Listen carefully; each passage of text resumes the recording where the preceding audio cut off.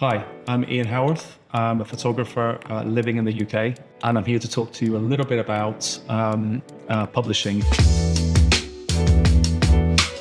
I know it's something that can be quite daunting for a lot of photographers, and rightly so. It can be quite complex, but not as hard as you might think.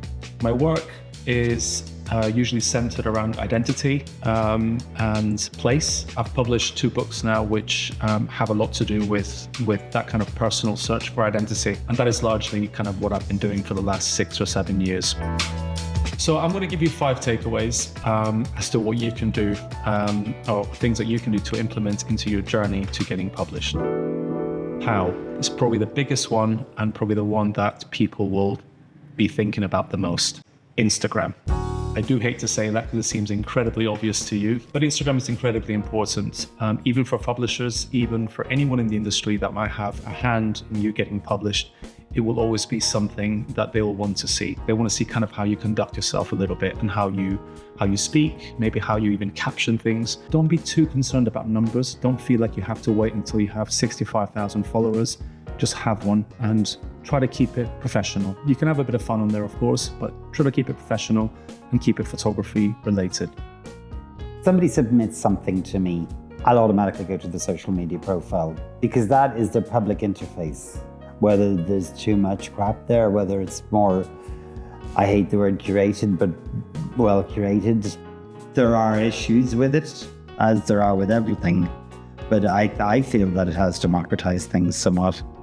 Websites. Website can be quite daunting, but it's a really good way to actually begin to almost sequence your work. So it allows you to actually put your work in order. So your personal work, for example, you might have some commercial work, and then you can even have a section which is fun of images you've taken during your travels, for example. But it all feeds into kind of what you are all about as a photographer.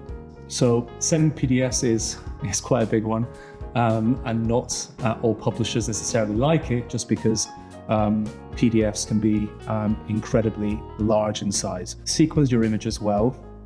Find a way of allowing the images to speak for the work as much as possible, and keep any writing in relation to the work, like your artist statement, as simple as possible. Sending big files clogs up my inbox. If I'm on my phone, I can't download it. I find it frustrating sometimes when photographers submit huge PDF folders to me, and if they do a bit of flowery writing saying I love your work and and then I go to their Instagram and they're not even following us, then it's clearly not true type thing. It's like, cover your tracks, dudes, at least. I get other emails and they send me text and they don't even send one image or a link, and it's like, well, you're right. It's a waste of my time replying to ask for more. Have faith in the photographs. Have faith in the photographs. Yeah, exactly. The physical side of things. Go to fairs. ICP, Photo London, or even Paris Photo. It's important to go to these fairs and see how the industry works. The whole thing about this fair is good because you can see people coming to the stand and are excited about discovering ones they're not going to find at a shop. The book sells over the duration of the fair, and it's the chance elements of, oh, I met this guy and they were talking about this, that and the other, and all of that stuff, it feeds the careers of the photographers. You cannot forethink what am I going to achieve out of this. You've got to just do it. You've got to be available and get yourself out there and get yourself known in that way. Pick up the phone. Very, very old school. But ironically, it's one of the ways that you probably will stand out if you actually found out kind of what someone's number was, and just give them a call and just say, hey, can I talk to you about my work? I think I will be quite impressed by that. Because I just gave somebody a job because they had the balls to call me after they sent the email. So it works. Old school. Yeah. Yes, to me it works. I had respect for this person because they called me. I think you have to be enterprising. I think you have to really understand kind of like, is just put yourself out there, like don't be scared. I think you get a feel for somebody, and if you go, okay, well, their work might not be what I want, but God, they're driven. And it's not just, well, I make great images and that's that. So that was number 1. So number 2 is cost. I'll keep this one quite simple. Generally speaking, to get a book of between 500 and 1,000 copies, it will be about $10,000 to $25,000. It's usually a kind of standard amount. I think Arcadia, for 750 copies, I think it costs about £15,000 to make approximately. Some publishers, they want the photographer to finance the printing of the book and the design costs. Some ask the photographer to do a Kickstarter. Some publishers finance it very less and less nowadays. I think it goes in waves with how well or poorly the photo book market is doing. I think with a lot of, as you know, with most of the books that we publish, we'll do a regular edition and a print edition. And the print edition is what monetizes and helps get that book to breaking even quicker. So that was the safety net, I guess, or is the safety net with a lot of the books that we published. Some publishers will actually just come in and just give you all of the money to make your book, which means that you don't have to put your hand in your pocket at all. Sometimes it'll be 50-50. 50% of the books are sold by the publisher and 50% of the books are with you. And then you shake your hands, you discuss pricing, and you say, thank you very much, see you later. But sometimes if your publisher is actually putting large amounts of money towards making the book, it's important to work very well with them. And it's important to understand that for every decision that you make to make your book, it's going to come off your bottom line. So if you do want fancy gold lettering and it's going to cost you an extra $500, you might want to reconsider that, because that's $500 less than you'll have at the end of the print run. And we had long conversations about this cover, and it is such a good cover because having done more and more fairs, I can see the books that people pick up on and the books that people don't. That has to be a consideration in that way. How elaborate the package is and how practical it is. Yeah, I mean, I remember for me, like one of the most important things for my book was that I wanted people to be able to leaf through it without having to fold, crease, yes. Bothered me. I wanted something kind of simple. Yeah. Literally, like every page, just no matter where you land, it will just stay. Something that I think is very, very important, especially when you get down to choosing all of the images that you have potentially for the book, is editing. Editing is probably the hardest part of making a photo book, I would say, in terms of your own sanity.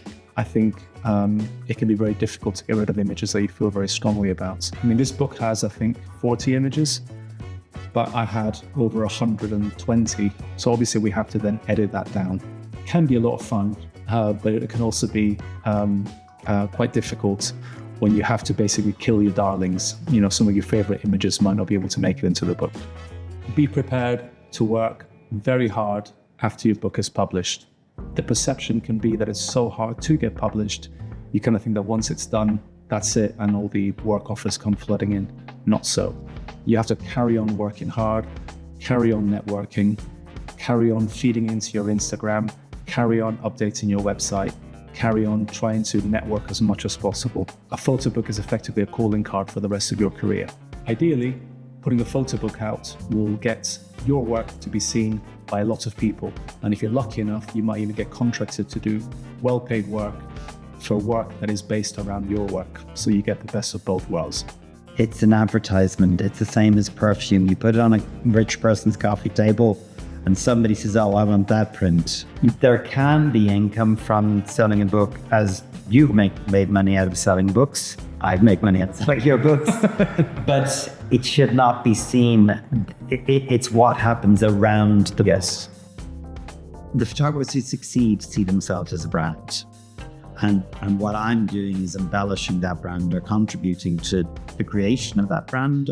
A book is a way of helping create an aura about yourself as a photographer. Whether it's getting gallery or getting print sales, the book is an advertorial in that kind of way. If I'm doing putting all the financial risk in, the onus on me to promote it is greater than the onus on the photographer. And sometimes I've had that issue where photographers haven't bigged up their book as much as they should do because they've had nothing to lose in a way.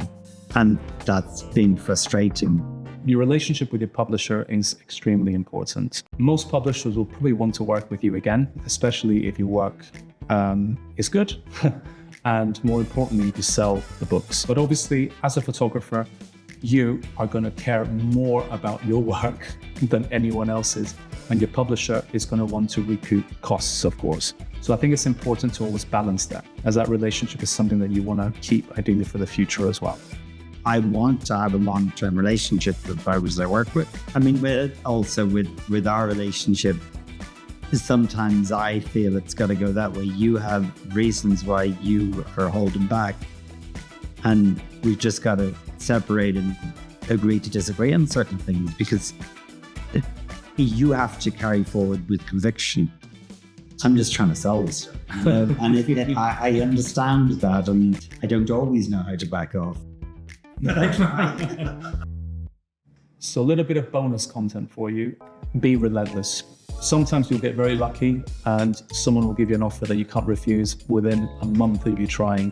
Other times it might take you a year, sometimes even longer than that. But don't give up. In that time, you actually learn a lot.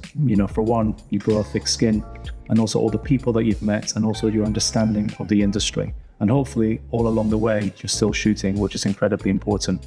In a world where we're led by kind of Instagram and social media, it's very easy to become kind of distracted and equally expectant that everything's going to happen quickly. And that isn't the case with this. It is something that requires just a little bit more patience and a little bit more work.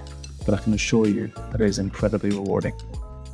It's work. It's constant work, whether it's on social media, whether it's within the world at openings, or coming along and meeting people at a place like ICP or whatever it is. It's all work. Yeah, you just keep shooting. Yeah.